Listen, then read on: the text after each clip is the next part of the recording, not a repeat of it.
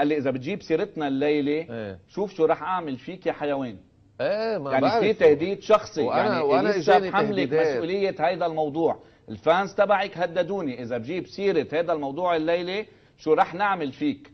هلا هن صنفوني حيوان، صنفوني انسان، كل واحد بيشوف الاخر حسب شكله، حسب تصرفه. بس انت شخصيا اليسا او اليسار خوري من دير الاحمر بحملك مسؤوليه اي ضرر بيلحقني مباشره على الهواء، لانه الفانز تبعك هددوني اذا بحكي عنهم اليوم. محمد الكعكي، طوني خليفه راح يحكي عنك على الهواء، يحكي ويشوف شو بيصير في هالحيوان. هيدا تهديد مباشر، وانا بحطه برسم يعني القضاء وبرسم كل الناس. اي شيء بتعرض له انا او اي حدا له علاقه فيه.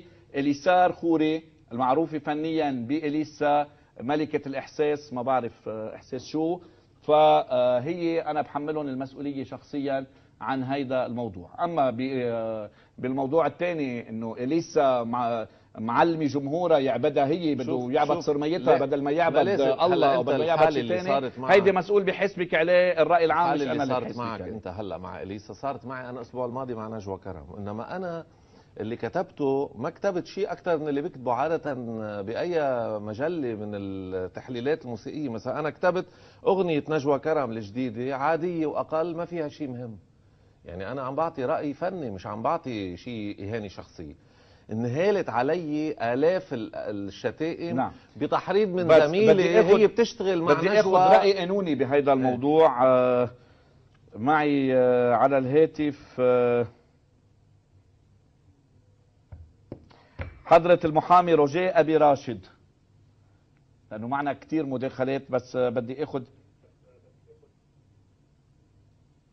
رولا. معي زميلي رولا نصر. رولا مساء الخير، بس حضروا لي استاذ روجيه ضروري لناخذ الموقف القانوني.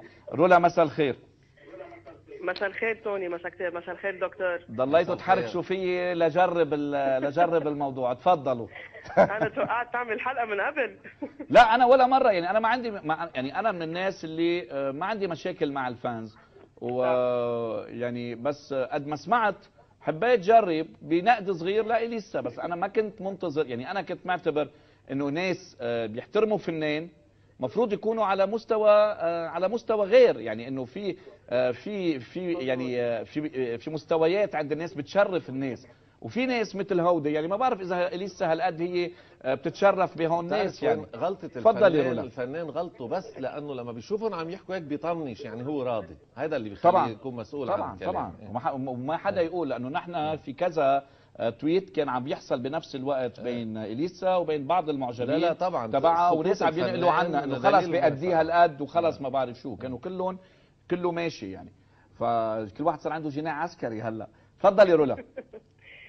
عموما انا بالنسبه للي صار معي، انا كان عندي تجربه مع فانز الفنانه احلام، ودكتور جمال شاهد على هذا الموضوع. نعم. اللي صار نقلت تويت هي كتبته لما قالت لاحد المتابعين عندها: لعنه الله عليك، لعنه اليهود والنصارى. انا علقت على هذا الموضوع بطريقه عاديه يعني، لا كان فيها تهجم على شخصها ولا شيء. من نهارتها لليوم هالخبريه صار لها حوالي 3 اشهر بتحس فيه هجوم مبرمج، يعني مثل حبه الدواء صاروا لازم اخذها الصبح والظهر وعشيه على الفيسبوك وعلى تويتر وعلى اليوتيوب وين ما كان، بطريقه كثير بذيئه. انا بعثت لكم لفريق الاعداد صور من التويتس، بعتقد انه يمكن استحيتوا تحطون على الهواء. انت يمكن توني شفتهم، قد ما فيهم حكي سخيف وحكي منحط لدرجه انه عن جد واحد بيستحي يرجع يعيده على الهواء.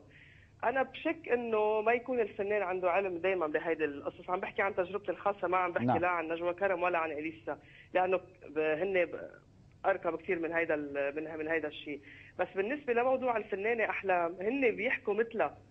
هي كانت تحرضهم لانه هي طلعت قالت انه وصفتني بالحقيره على تويتر. هن اقل شيء يقولوا عبارات موسيقى يرددوها من بعدها. هي يعني اذا هن معتبرينها انه هي يشارك بيصير عم بيعطي ضوء الاخضر، عم بيعطي دفع اكثر، لانه اذا بنشوفهم اعمار صغيره يمكن كلهم على تويتر، يعني مراهقين بيشوفوها ببنامهم وعلى يعني ولا ممكن انه طبيب او مهندس او او دكتور او محامي لا يتصرف بهيدي الطريقه. يعني في امور اخرى ما عجبكم الانتقاد فيكم تواجهوا بانتقاد واحد، بس انه المثبت شو بتوصل؟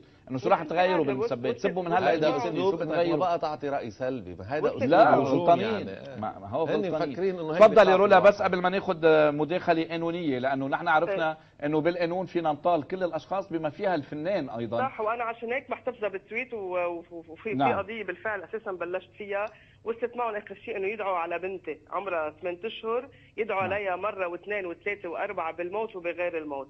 يعني ما بتصور شو ممكن يكون طبيعه هذا الانسان، هل هو انسان طيب. فعلا، هل هو كائن بشري؟ رولا انا بدي اتشكرك، ولو بدي اعتذر منك اني قطعت الاتصال، بس لانه عندنا نشره اخبار وبعد في عندي الراي القانوني لازم نسمعه كلنا بهذا الموضوع. بتتقبلي اعتذاري بهذا الشيء؟ ميرسي رولا. معي عبر الهاتف المحامي رجاء ابي راشد. استاذ مساء الخير. مساء النور.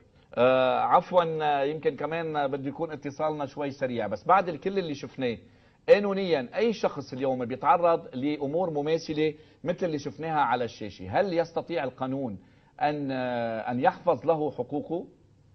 اللي بيتعرض؟ نعم. التعرض للغير ممنوع، يعني نعم. عبر اي وسيله، حتى بواسطه التواصل الاجتماعي او غيره، وشو ما كانت الاسباب. يعني ما في اسباب بتبرر انه انسان يتعرض نعم. لغيره. بس انا قانونا كيف فيي احفظ حقي؟ يعني موضوع التهديد سالت، قالوا لي بمجرد موضوع تهديد في اخبار للنيابه العامه بيجيبوه لهيدا الشخص، بيعرفوا يعني سالنا الكترونيا انه اي تويت بيطلع من اي مكان بتقدر مكافحه جرائم المعلوماتيه تجيبه لو مين مكان يكون، خصوصا بمواضيع فيها تهديد مثل اللي شفناها. بس مواضيع قدح وذم فينا نرفع قضايا قانونيه ونقدر نحاسب هول الاشخاص بما فيهم الفنان اللي هو بيبقى مسؤول عنهم.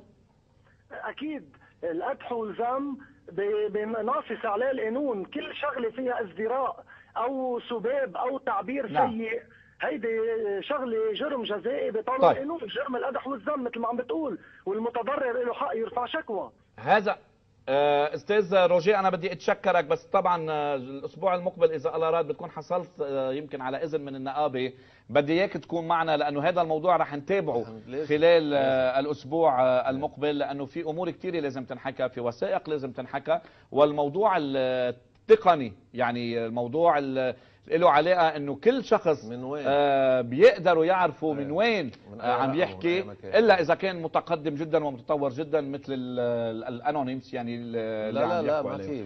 فلما يعرفوا هول الاشخاص انه انت فيك تحسبهم قانونيا على قله ادبهم، بتصور الامور بتخف. ولما يعرف الفنان نفسه انه فيك تجيبه على المخفر مثل اي شخص ثاني لانه تعرض لاي شخص مدني، لانه هو منه فوق القانون وهو منه اله مثل ما هن بالنسبه له الاله. في حساب انفتح باسم بنتي على تويتر ومكتوب فيه وموجود بعده محطوط صورتها، مكتوب فيه انا اسمي فلاني وبابا رح يفقدني من وراء الكلام اللي عم يقوله. لا في تهديدات، اذا ما بيحكي وبعده موجود تهديدات. يعني موضوع التهديد يروحوا يلعبوا مع جيلهم بهذا الموضوع. لك يعني. اذا الفنان بيعتبروا انه حميه، كل شخص المفروض يعرف انه بده يحمي حاله بالاول، انه الفنان ما بيقدر يحمي حدا. بالنسبه لكم الفنان اله، انتم مألهينه لانه انتم ناس كارت، يعني مش كل الناس عم بحكي عذرا، لا هي الشريحه اللي بتتصرف بهيدا الشكل على التويتر. انتوا ناس ما يكون موضوعيين، ويمكن انتوا عندكم درجة هوس بالمعجبين فيه، بس مش معناتها انه هوسكم بهيدا الشخص بيسمح لكم انكم تتطاولوا على اشخاص اخرين. بدكم تتقبلوا النقد، بدكم تتقبلوا النقد الايجابي والسلبي مع بعضهم، بدكم تتقبلوا فكرة انه نجمكم هو بشر منه اله، يخطئ وبيغلط ومنه كامل مثلنا كلنا. مش هذا الموضوع يتابع. دكتور جمال بدك تجيب بدله جديده لجماعه الجيك هالمره